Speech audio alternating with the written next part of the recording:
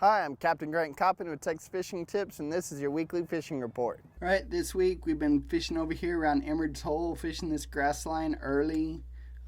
Again, throwing croaker if you can get it, but it's been a little bit scarce, so I've been throwing a lot of live shrimp and popping corks, getting more of a mixed bag.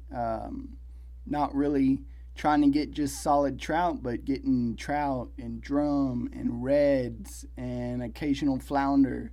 And those big bull reds are going to start schooling up around here as those approaching storms come and we start get our weather patterns changing a little bit. I noticed just this week we've had some really strong north winds and some light north winds, some light west winds. So a lot of that is going to get those redfish thinking it's time to get schooled up. Over here in the south end of Nighthawk, we've been catching some good reds on the back side of these spoils, throwing cut bait, cut mullet has been working best, cut skipjack's working also. With the approaching storms filling up the bays, it's going to fill us up with fish. We're going to have some high tides, get as shallow as you possibly can, and throw that cut skipjack. Make sure your baits are hitting the sand, because if it lands in the grass, those redfish have a hard time pulling it out of the grass. Not saying that they won't, but they do. And also, for you lure fishermen, topwaters has been very well early morning in this area. And as the sun comes up, I've been switching over to some soft plastic. Some of the down south lures in the pearl color has been working very well. Up here just north of the causeway on that west drop off, we've been catching some good reds, some solid flounder, and seeing those schools of black drum moving up and down the ICW. Just put your trolling motor down, work this west drop off, just catch good mixed bags of fish. Live shrimp, again, is really the ticket. Some of these spots you get eat up by perch, and it gets a little frustrating at times. So the piggies and the croaker will alleviate that frustration a little bit. Of course, throwing a soft plastic down, maybe some of those little mirrodines dropped off the edge, suspended, will be really well, especially in the lighter winds. You know, it feels so good to have that north wind blowing. And with the rising tides, look for those fish to move up into this flat right here, because they move off the edge, they're going to come right up into this flat and feed heavy as that storm approaches.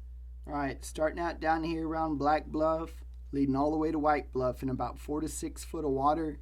We've been catching good mixed bags of fish in here.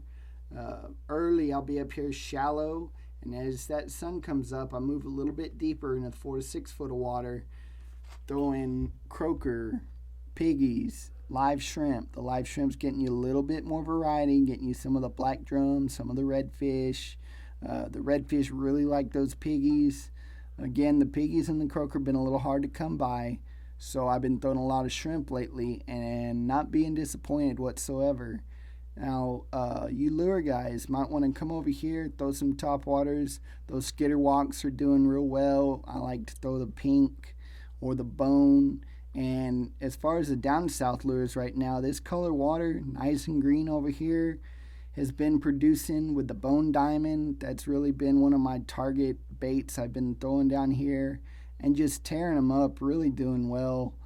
This is a big area too, just like I said earlier on the tide gauge bar. You know, if you see a bunch of boats piled up on the rocks, don't worry, let them have it. You just move on down a little bit and you'll find plenty of fish on these rocks, especially later in the day in the 4 to 6 foot deep out here, just kind of close to the channel.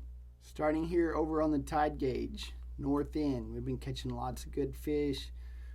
This is predominantly where you'll see most of the boats on the tide gauge. And as that tide comes up with the approaching storms, look for those fish to get right up on top of the bar. And when I say on top of the bar, they're on the very, very top. Trout early, the redfish will be up here. Gold spoons, topwaters are working good. I use the half-ounce weedless gold spoon, and also I use those skitter walks in the bone or the pink color. It's been working well, and it's such a big area. You can come all the way down here to the south end, right around East Clayburg Point, And East Clayburg Point's been doing pretty good. There's a lot of little fish over here, but there's some big ones too. And you got to get down here early. Come down here in the dark. Keep an eye on your GPS. Come down here. Park early before all the boats get down here. And you can get some really nice trout early. I've been throwing those bone down south lures, bouncing them on the little bit deeper water, just off the tide gauge, catching some really nice flounder.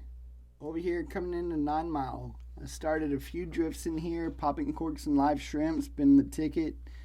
And right now the tide is just finally starting to make its way down here and starting to come up. But it's still a little bit low, but it's going to be on the rise as these storms get closer and closer. I've been catching most of my fish right here along this grass line, just making really, really long drifts. And a lot of the area is dead in here. You know, you're not catching them the entire drift, and then bam, bam, bam, you catch, 3 or 4 nice reds real close together. I haven't been able to see those reds to sight fish them, but they're in here, and, we're just making lots of noise with our corks. I've even been able to get over here onto this sand and catch some good fish with the cut bait. That's more for your beginners, but it's a very effective technique to fish, and when that wind's cranking, they're coming down that shoreline in a fast pattern. I'm Captain Grant Coppin. Thanks for watching.